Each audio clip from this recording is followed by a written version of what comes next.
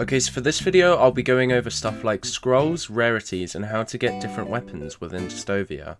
To start off, I'll talk about how to get scrolls. Inside crypt chests, there are scrolls. Inside tier 1 crypts are sacred scrolls, removal scribes, and cryptic scrolls. Inside tier 2 crypts are demonic scrolls and god scrolls. You can kill enemies nearby this to get a cryptic scroll, or kill enemies near this for a demonic scroll. Different swords have different ratings, so some scrolls might not work on them. This isn't uncommon next to an epic. The aura is a boss scroll, the passives are cryptic scrolls, the actives are sacred scrolls, and the elemental is the demonic scroll. Once you put a scroll on a weapon, removing it will not give you the scroll back.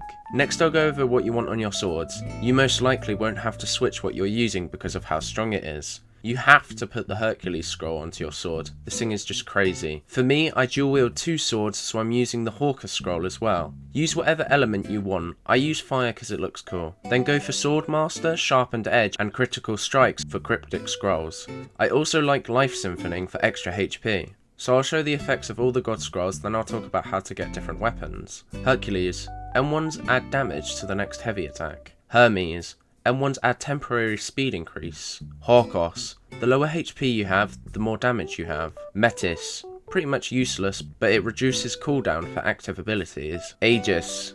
Any defensive option such as parrying gives you shield to your health. You can find this all in the Trello linked in the description. Okay, so for weapons in this game you can find them in tier 2 crypts. For the new swords and armour, it might be exclusive to the new crypt. For the Skull Carver Greatsword, it's a drop for Ogre Centurion. The devs have just fixed a ton. I'll leave that screenshot on screen for a bit.